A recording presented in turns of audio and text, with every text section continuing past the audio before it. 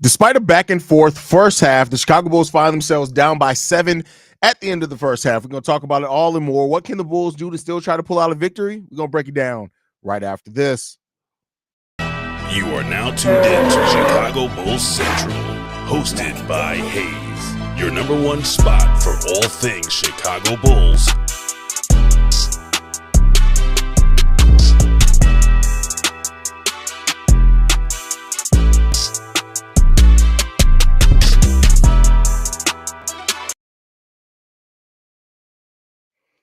What's going on, Bulls fans? Welcome to another episode of Chicago Bulls Central, your number one spot for everything Chicago Bulls related. I'm the host there, Haize, but more importantly, you guys can follow the channel at Bulls Central Pod on every social media platform we happen to be on. With that said, let's go ahead and get into it for today, y'all. At halftime, there have been 10 lead changes so far in this game, and 9 times has the game been tied.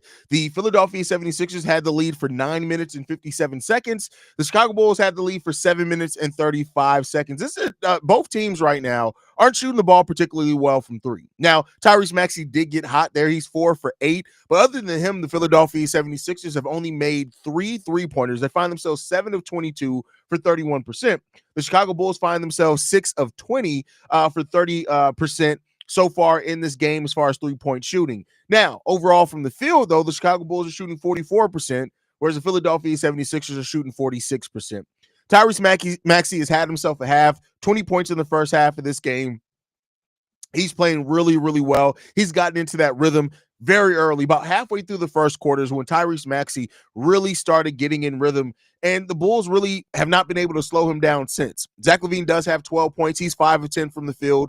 0-3 from three-point range, though. Nikola Vucevic is our second leading scorer with 10 points, 5 rebounds, 1 assist in this game as well, 1 steal. Also, got 9 points from Jalen Smith. And other than that, it's been a rough go for a lot of people. Josh Giddey's 2 for 8. Lonzo Ball's 2 for 3 with 6 points. And this team just needs a little bit shot of an arm. We got to perform better. And this is the thing that we've seen from this Bulls team way too often, is the fact that when teams just play with more energy, it causes the Bulls fits. And that's what the Philadelphia 76ers are doing right now. They are just playing with more energy than the Chicago Bulls. It just is what it is, man. And so until this team really finds a way to turn that around and matches energy, it's going to be a rough go for this team, man. You also look at the rebounding battle. Technically, we're winning the rebounding battle. But then if you look at like kind of the momentum change and stuff like that, we're not. We have no second chance points. They only have 4. But we have none. They have 28 points in the paint. We're matching their effort there. They got 9 points off turnovers. The Bulls haven't been too bad, but not great either as far as taking care of the ball. 7 turnovers in this game. 16 assists on 21 made baskets. We just gotta perform better on the offensive side of the ball, man, in my opinion. So we'll see what happens there. Josh kind of halfway to that triple-double, 4 points, 4 boards, 5 assists. Listen. We'll see. Keep in mind, this is Billy Donovan coaching him. Bulls have forgotten how to play offense again. No, I mean, listen, we never really had an effective half-court offense.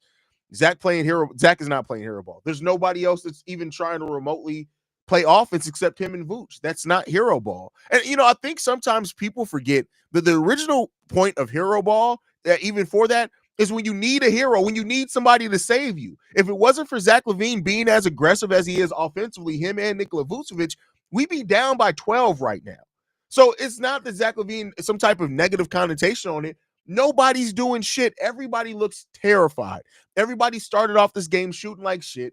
It really comes down to Vooch, Zach LaVine, and maybe Jalen Smith to a degree that's being aggressive. Zach is not playing some type of negative hero ball. He's just not. I feel like people just like to just throw that out there, because it's been such a common criticism on Zach LaVine. If you watch this game, if it wasn't for Zach, like, how do you separate a player stepping up when needed between trying to use a negative connotation of hero ball? Because Zach's trying to step up because the team needs Zach LaVine to step up right now. This is what it is. Bro, what is Zach doing, bro? And why can't Vooch hit threes no more? See, that's the thing. Listen, Vooch has always been a streaky three-point shooter. Now, when the way that you get Vooch in rhythm is you got to identify him when he has mismatches, and the Bulls aren't doing that for real. This is a bad basketball team, Haize voice. I told y'all it very much so is a bad basketball team. That's what this is. IO scoreless and P. Will stuck at 2 points. Listen, P. Will had that aggressive move to get the and one. He missed the free throw, but since then, it ain't been shit. I'm sorry, it hasn't been anything. Let me clean it up a little bit. It's bad to get going playing for Billy Donovan. Each time we start get going, Billy subs players out at the craziest times. That timeout too before the P. Will free throw was a little bit weird because, like, why did you ice your own free throw shooter? Minas had some damn good run so far this game. It better not be the only time he sees the floor tonight, but it wouldn't surprise me if it was, because Billy's fucking he's a twat waffle. Yeah, Minas has put together a good 9 minutes. 9 minutes, but very active, 6 points, 1 rebound in that time period as well. He almost had a steal in there, but he's moving well without the ball. He's doing some really good things. Seaway says, hey, at the United Center with B, and I'm falling asleep. That's crazy. That's crazy. Tell B I said, what's up? Hey, this is coming out cold, not ready to play, has been going on for years. What do you think is the remedy? I don't think, like, so here's the thing, right? It's not necessarily coming out cold. We don't have a half-court offense. Like, the Bulls have been able to get by because of pace and three-point shooting. When the Bulls' three-point shooting isn't going, we don't have, our half-court offense is Vooch. It is Zach LaVine. Sometimes it's Lonzo Ball. We don't have a half-court offense. We haven't had a half-court offense all season long. And I said it before, teams adapt as the season goes on. It's easy when you change your complete offensive system to catch teams off guard for the first 20 games or so. After about 20, 25 games, teams start, okay, they got enough tape on you now, right? They know kind of what your tendencies are. They know how you like to attack, who they can throw off rhythm. I think that what we're seeing from the Bulls is just the league has adapted already to what the Bulls changed in the offseason because they don't have any type of half-court actions. I will say this. I did see some things where they kind of let other players generate and start some actions with having the ball in their hands, which could be something to open things up a little bit. Patrick Williams has 2 assists on the game because of that, right? He's been one of the people to benefit from that. Maybe that's something that the Bulls can do. But then again, like we have a similar problem with Josh Giddey than like DeMar DeRozan. Josh Giddey isn't necessarily the best off-ball player, so you kind of need the ball in his hands. Now, Lonzo, he's fine not having the ball in his hands. So it's the balance and ebb and flow of how offenses work, and defenses have just really started adjusting to the Chicago Bulls. This is what it is. Everybody needs to realize Zach don't play hero ball. He's been the only one on the court since he got here. That's good. He had an okay team for 4 years. That's it. Well, he's not, I don't say he's playing hero ball now, but Zach LaVine has absolutely played hero ball. And I get it. He has been one of the only offensive threats. It was him and Laurie there for a little while, but there were times where Zach got tunnel vision, where Zach touched the ball and he was going to shoot it regardless. I don't think that's happening now with Zach. I think he's trying to attack because this team needs somebody to get it together. You were right. If we can't beat a shorthanded 76ers and they in a back-to-back were some hot garbage in the middle of a dumpster on a hot summer day at 12:56 p.m. Yeah, man. Yeah, that's tough. Why the guy in the crowd got kicked out, I don't know, because keep in mind, I almost got in a fight with Jimmy Butler at a Bulls game and didn't get kicked out. But then again, the security guards, and I don't mean this to sound pompous, they knew who I was. So I think they gave me a little bit of leeway. But yeah.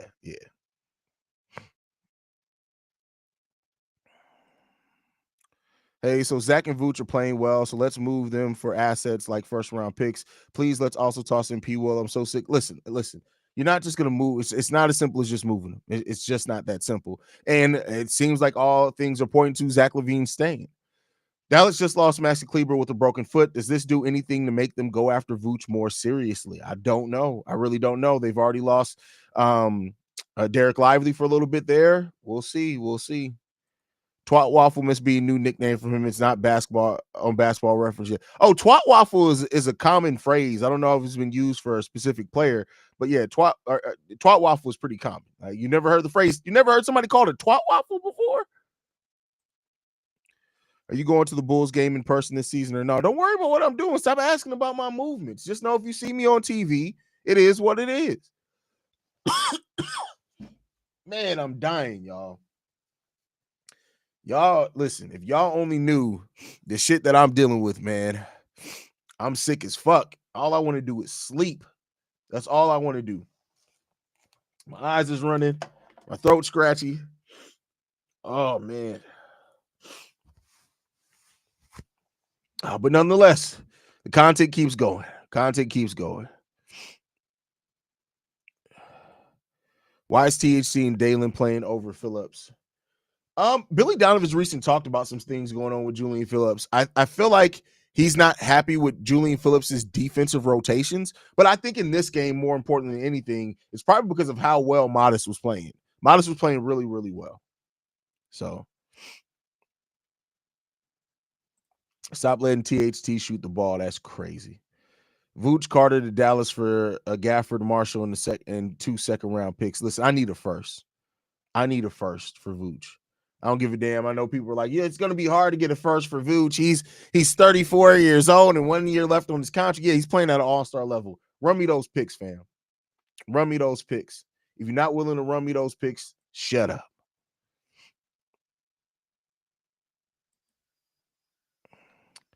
The Bulls are killing us faster than most, though.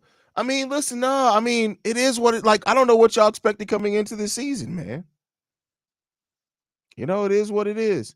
Haize, I need that discount drip of your merch agent. Well, I don't get discount. You think I get discounts on shit? Everything you see here, I pay full price for, unless it was. I do get sent some shit early. I like, but it's only like, so honestly, probably in the last 12 months, I probably got maybe 5 free items, maybe. But other than that, everything else I pay for. Cash money. Cash money. So we're going to need you to get back to 100. Listen, I don't think I'm ever at 100 after the season. I'm like a player. I ain't never back at 100 after. Look, I got my horror movie. I'm freezing. Y'all don't understand. It's 78 degrees in this house, and I'm freezing. That's how I know I'm sick. I'm cold as hell. I got sweatpants on and a blanket. Y'all know I love horror movies and a blanket. I'm dying, but it's okay. It's not going to stop the content. It's not going to stop the content. Listen, last real quick story, and then we're going to end the halftime hangout. This is how sick I am. I fell asleep on the couch, right? And you know, like when you're groggy when you don't mean to fall asleep. I had a whole entire conversation with my son, and then he walked into the room, and I was like, I had a whole entire conversation with him. A whole entire conversation. I mean, like a 3-minute conversation about him needing to go put his clothes in the washing machine. I had a whole entire conversation with him. And then he walked in the room and it completely freaked me out. But you know what it was? Is because we were on the couch watching TV together. No, he was playing Black Myth Wukong. And so we were having a conversation before I fell asleep. So when I woke up, I just kept the conversation going, didn't realize he wasn't in the room. So that's how sick I am right now. I'm delusional. But I'm still watching the game. So there you go on that one. Yeah, that was a crazy moment. That was some weird shit. Have you ever never thought you were having a conversation with somebody and that person walks in the room? It's crazy, man. But all right, y'all. Thank you guys for tuning in, man. I love you guys, man. I'll be back post-game show. I'm gonna go make some new Theraflu. I think it's time for me to get some new Theraflu. Hopefully that'll push me through the post-game. But I tell y'all what, after the post-game show, I don't care if the Chicago Bulls trade for Nikola Jokic, Kyrie Irving. You're not getting shit from me for the rest of the night. I am going to sleep. I'm going to take some NyQuil, and I'm going to sleep. But I love you guys. Go Bulls. See Red, y'all. Peace.